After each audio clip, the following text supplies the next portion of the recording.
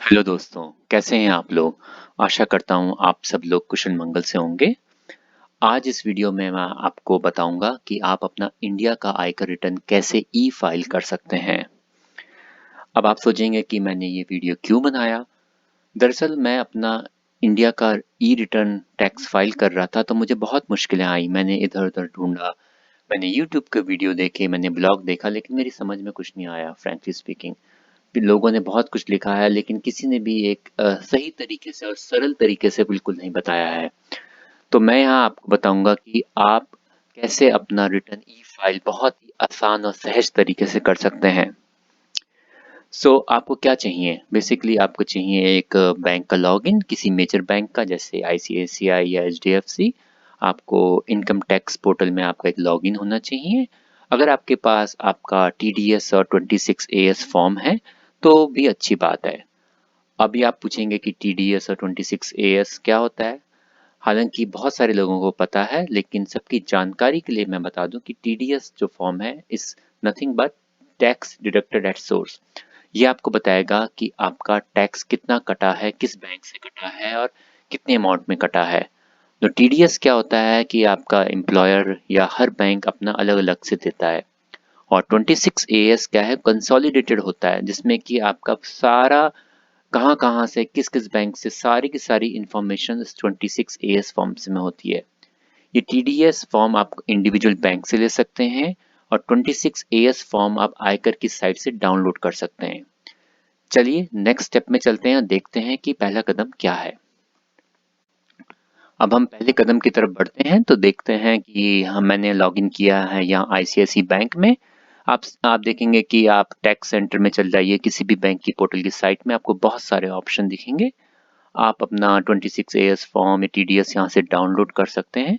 Again जो TDS form आप यहाँ से डाउनलोड करेंगे वो इस बैंक का स्पेसिफिक होगा और आपको हर बैंक या हर एम्प्लॉयर से एक अलग टीडीएस फॉर्म मिलेगा। और जब आप 26 एएस फॉर्म पे क्लिक करेंगे ये आपको इनकम टैक्स की साइट पे रीडायरेक्ट करेगा। आप वहाँ जाके इसको डाउनलोड कर सकते हैं। जो एनआरआईज होते हैं उनको 26 एएस फॉर्म डाउनलोड करने में बहुत दिक्कत होती है। उसका मैं एक अलग से वीडियो बताऊंगा वो कैसे उसको एक डाउनलोड कर सकते हैं। इसके बाद आपको एक ऑप्शन मिलेगा जहां पर आपको अपना ई फाइल करना होगा, इनकम टैक्स रिटर्न। आप उस पर क्लिक करिए। ये क्लिक करके क्या करेगा, ये आपको इनकम टैक्स की साइट पे ले जाएगा। अब अगर आप पूछेंगे कि अरे मेरे पे तो इनकम टैक्स, मेरे पे तो किसी बैंक का लॉगिन नहीं है या मुझको मिल नहीं पा रहा है, तो आप चिंता मत करिए, आप उस पहले स्टेप को भी स्किप कर सकते हैं। आप डायरेक्टली स्टेप 2 पे आ सकते हैं। इनकम टैक्स के पोर्टल पे लॉगिन करिए और एक ई फाइल ऑप्शन जो देख मेरे स्क्रीन पे देख रहे हैं वहां से आप डाउनलोड करिए प्री फिल्ड एक्सएमएल, और उसमें आपको ईयर देना है इस साल का। अब आप पूछेंगे कि ये प्री फिल्ड एक्सएमएल में होता क्या है, तो आप चिंता मत करिए कि ये एक्सएमएल फाइल क्या है, क्या होता है। उसको आप बेफिक्र होकर आप इसको डाउनलोड करिए। अपने डाउनलोड आपके जो लैपटॉप में वो डाउनलोड हो जाएगा और उसके अंदर आपको मिलेंगी सी सारी डिटेल। अगर आप उसको खोलोगे इंटरनेट ब्राउजर में या नोटपैड प्लस में तो आप देखेंगे इसमें आपका form name, city, country, pin code, mobile number, email address सब लिखा होगा। अब ऐसा हो सकता है बहुत से लोगों के साथ कि इसमें कुछ इन्फॉर्मेशन है जो गलत है या उसको अपडेट करना है। अब आप चिंता मत करिए, इस सब इन्फॉर्मेशन को आप अपडेट कर सकते हैं।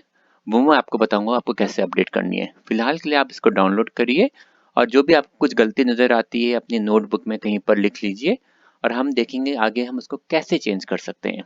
तो चलिए हम कदम बढ़ाते हैं अगले अगले स्टेप की ओर। अगले स्टेप में आप देखेंगे कि आपको फिर इनकम टैक्स का साइट पे लॉगिन करके आपको डाउनलोड ऑप्शन पे जाना है। आप लिंक मेरे इसमें साइट पे देख सकते हैं, मैंने मेरी स्क्रीन पे लिंक का डिटेल है, आप उस पर क्लिक कर सकते हैं। और आप जब स्क्रीन पर आएंगे आपको बहुत सारे ऑप्शन मिलेंगे, फॉर्म ITR 1 से लेकर ITR 7। अब ये ITR फॉर्म्स क्या होते हैं, ये ITR is nothing but income tax return. अब इनकम टैक्स रिटर्न 1 2 3 4 5 6 7, ज्यादातर लोगों के साथ ITR 1 है, ITR 2 फाइल करते हैं। अब मोटे मोटे तौर पे मैं आपको समझा दूं कि ITR 1 होता है जब आपकी सालाना जो इनकम होती है 50 लाख से नीचे हो, और ITR 2 होता है जब आपके पास प्रोफेशनल या बिजनेस ग्रोथ या वहां से आपकी इनकम आ रही हो। अब एनआरआईज जो है वो पूछेंगे कि अरे हम कहाँ से अपना कौन सा फॉर्म सेलेक्ट करें, तो मेरी सलाह है कि आप ITR 2 सेलेक्ट करें। लेकिन अगर आपको कुछ भी कंफ्यूजन हो इस स्टेप पे, अगले स्टेप पे, और उसमें आप कंफर्मेशन चाहते हैं, तो मैं सलाह दूंगा कि आप इनकम टैक्स कंसल्टेंट या अपने किसी भी सलाहकार इनकम टैक्स ऑफिसर से बात करें और उसकी पुष्टि करें। नाउ आप माइक्रोसॉफ्ट एक्सेल आप जब इसमें डाउनलोड कर देंगे, आप एक्सेल यूटिलिटी को डाउनलोड करिए, जावा यूटिलिटी को डाउनलोड मत करिए। एक्सेल यूटिलिटी थोड़ी इजी होती है, बहुत से लोगों की समझ में आती है ना। जब आप इसको डाउनलोड कर देंगे तो आपके अगेन डाउनलोड में एक और एक्सेल फाइल जो बहुत बड़ी होगी, करीब 10 MB की होगी, वो डाउनलोड हो जाएगी। जब वो डाउनलोड हो जाएगी, आप उस एक्सेल फाइल को डबल क्लिक करिए और खोलिए। तो अब हम चलते हैं अगले स्टेप की ओर कदम बढ़ाते हुए। तो हम स्टेप 4 पे आते हैं। ये जो आप यूटिलिटी जो मैंने बोला था कि जो नई बड़ी एक्सएमएल फाइल है डाउनलोड हुई, उसको खोलिए। तो अब आपको क्या करना है, आपके पास अभी 2 एक्सएमएल फाइल हैं। एक आप पे है प्री फिल एक्सएमएल फाइल जो स्टेप 2 में थी, और एक है आप पे बड़ी एक्सएमएल फाइल जो स्टेप 3 में आई है। अब आप इस एक्सएमएल फाइल में आप क्या करेंगे, अपलोड करेंगे पहली वाली एक्सएमएल फाइल। तो आप देखेंगे मेरे स्क्रीन पे मैंने येलो हाइलाइटेड कलर में करा है कि download prefill XML, please import the downloadable prefill XML. तो आपको क्या करना है, इस पे क्लिक करना है और ये आपकी एक्सएमएल फाइल पहली वाली इसके अंदर अपलोड हो जाएगी। अब अपलोड का मतलब क्या है कि जो पहली एक्सएमएल फाइल में आपकी इंफॉर्मेशन थी, सारी डिटेल, बैंक डिटेल, आपका एड्रेस वगैरह, वो सब इसमें अपडेट हो जाएगी। अब हमें ये क्यों करने की जरूरत पड़ रही है, आप अगर वो भी ना करें, आप मैन्युअली अपडेट कर सकते हैं, लेकिन उससे बचने के लिए मैं रेकमेंड करूंगा आप पहली वाली प्री फिल एक्सएमएल को आप इसमें डाउनलोड कर दीजिए। उसके बाद इसके अंदर बहुत सारे टैब्स होते हैं, जैसे पार्ट ए जनरल है, हाउसिंग प्रॉपर्टी है, सैलरी है, शेड्यूल है, CFL है, DLI है, ATG, ATC, इन सब में आपको इंफॉर्मेशन आप अपनी अपडेट कर सकते हैं। अब जैसे हाउसिंग प्रॉपर्टी में आपका कोई नया किराएदार आया है, उसका नाम आपको अपडेट करना है, कैसे अपडेट करना है, कहाँ अपडेट करना है, आप उसके अंदर उसको अपडेट करिए और उसके अंदर अपनी सारी इंफॉर्मेशन डाल दीजिए। अब इसके अंदर जब आप बड़ी एक्सएमएल फाइल के अंदर, बड़ी एक्सेल फाइल के अंदर, माफ कीजिएगा, आप जब इंफॉर्मेशन डाल रहे हैं आपको कुछ कुछ दिक्कतें होंगी, आपको काफी दिक्कतें हुई हो सकती हैं किसी किसी लोगों को, तो उसके लिए मैं एक नया वीडियो बना रहा हूँ, उसको जरूर देखिए, जो कि आपके FAQs और सारी परेशानियों से आपको निजात दिलाएगा। तो अगर हम इसको दोबारे नेक्स्ट स्टेप की तरफ कदम बढ़ाते हुए जाएं, तो आप देखेंगे कि जब आपके पास सारी इन्फॉर्मेशन आप इसमें भर देंगे, जैसे हाउसिंग प्रॉपर्टी या अगर आपकी कोई और इन्फॉर्मेशन है ATD या ATC के अंदर, आप इसको एक वैलिडेट बटन दबाइए, जो कि मैंने इसको अगेन येलो कलर में राइट साइड में हाईलाइट किया है। जब आप इसको वैलिडेट करेंगे सॉरी, तो आप क्या होगा कि सारी इन्फॉर्मेशन आपके अंदर वैलिडेट हो जाएगी। अगर कोई इन्फॉर्मेशन आपको भरनी चाहिए थी वो अंदर आपने नहीं डाली है, तो वो क्या करेगा कि उसको स्क्रीन के अंदर आपके अंदर एक पॉपअप आ जाएगा कि आप प्लीज ये इन्फॉर्मेशन भरिए, और आपको वो इन्फॉर्मेशन भरनी होगी। जब आपके पास सब कुछ हो जाए तो आप कैलकुलेट टैक्स बटन को दबाइए और वो आपका कैलकुलेट टैक्स हो जाएगा। अगेन आपको कोई फाइल जनरेट नहीं होगी, लेकिन सिस्टम के अंदर वो डेटा अपलोड हो जाएगा, इसके अंदर एक्सेल शीट के अंदर अपलोड हो जाएगा। जब आपके साथ सारी इन्फॉर्मेशन आपके पास सब सेट हो जाए, तो आप क्या करिए, जनरेट एक्सएमएल फाइल बनाइए। जब जनरेट एक्सएमएल होगा तो क्या होगी, एक एक्सएमएल फाइल एक और जनरेट होगी जिसके अंदर आपकी सारी इंफॉर्मेशन होगी। पहली जो प्रीफिल एक्सएमएल जो आपने थी वो भी, और जो आपने नई और अपडेटेड इंफॉर्मेशन है वो भी, सारी की सारी आपकी इंफॉर्मेशन उसके अंदर हो जाएगी।